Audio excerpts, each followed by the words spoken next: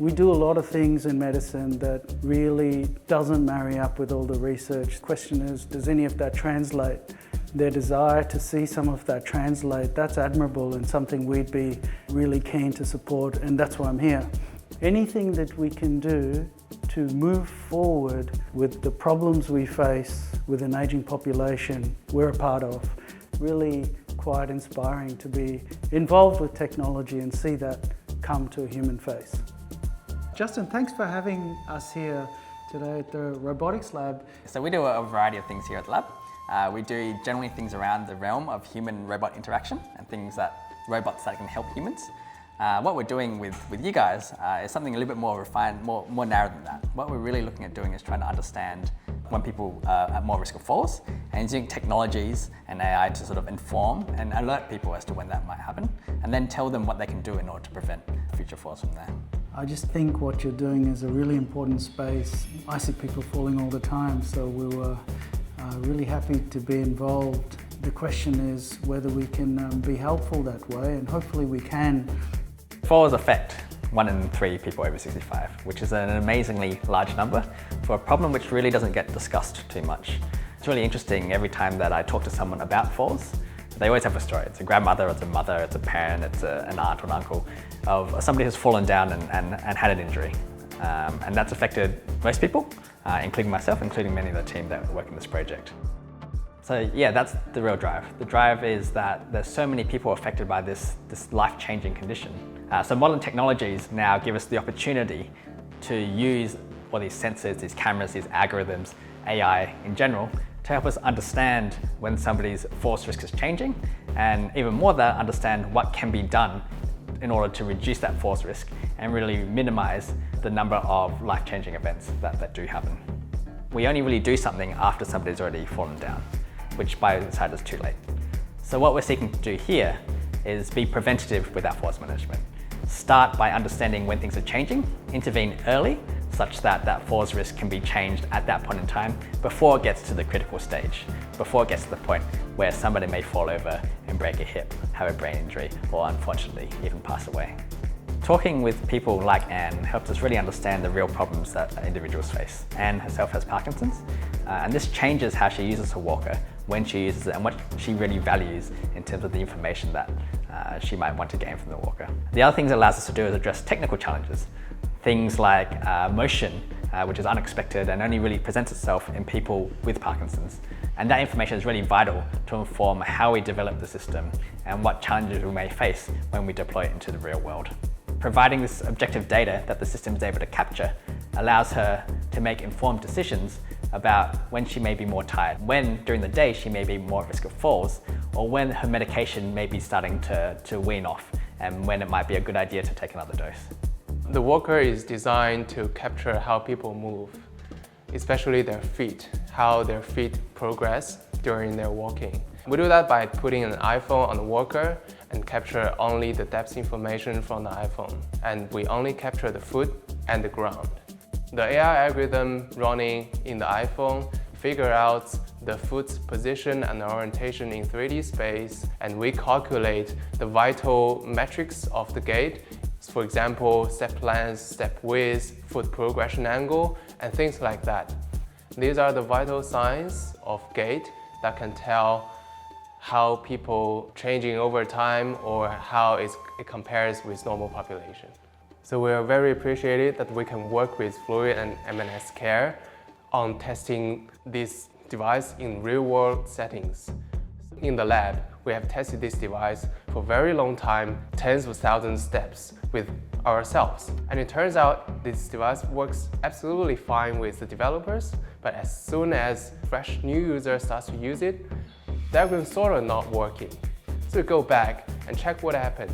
It is because as developers, we know in which realm the algorithm works well. So when we test, we're kind of inherently biased to work in a pattern that the algorithms like. But when this gets into a different people's hand who has no idea what is happening in the background, the algorithm doesn't pick up some part of their walking. So that really gives us insight in how to further fine-tune the algorithm to suit a wider range of population. So we're really excited about this collaboration to make our device more robust and at the same time make it beneficial to a wider range of population. One of the things we find out working with Anne, she actually had some extent of tremors, which tricks the algorithm a little bit, because the algorithm is designed to be very sensitive to pick up any small movement, but in their hands, the walker wobbles a lot, and that tricks the algorithm to not perform as well as it does. Also gives us a very good kind of feedback for us to go back, fine-tune the algorithm, make it work for all kinds of movements within the walker, so that it applies to a wider range of population, especially people with Parkinson's.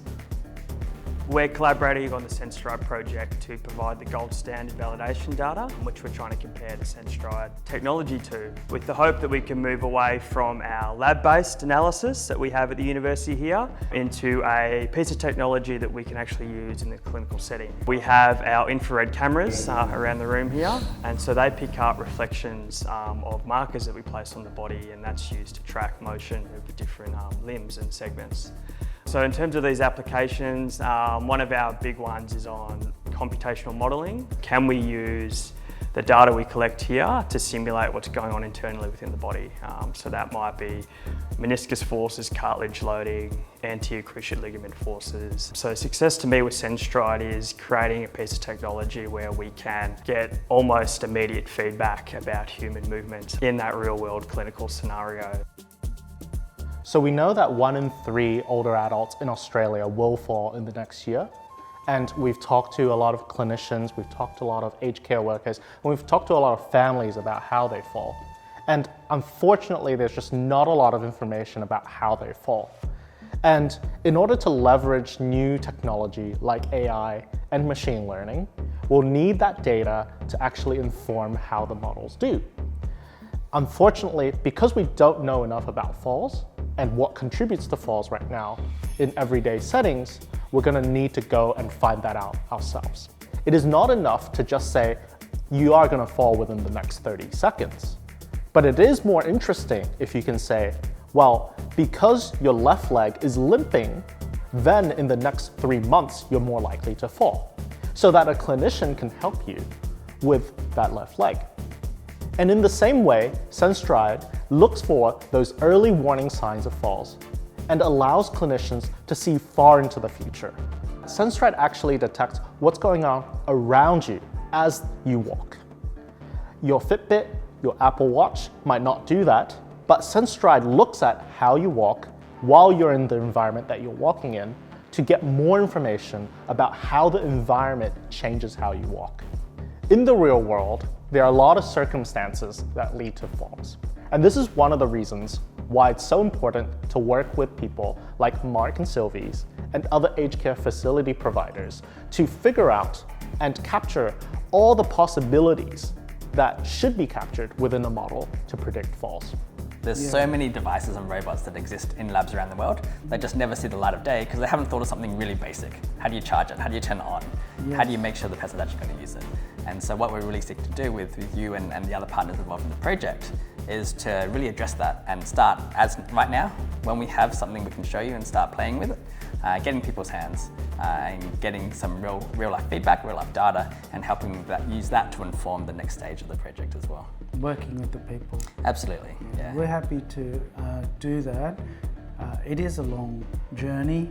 It takes a lot of perseverance. So once again, I take my hat off to you because really appreciate the mission. It is a long journey. There's a lot of feedback and a lot of iterations that we'll have to do, as often happens in development of things and in research as well. But one of the things, as I said, is working with people. Hopefully we can cut down that iteration so it doesn't take 50 years, it takes 5. Yeah, you're testing it in the real world as you go. Yeah. Working with Mark and Sylvie's, hospitals, and other aged care providers makes sure that we get that breadth of experience distilled into our system for the real world. So it is important for everyone to join us on this journey so that everyone can live the lives that they want to for longer.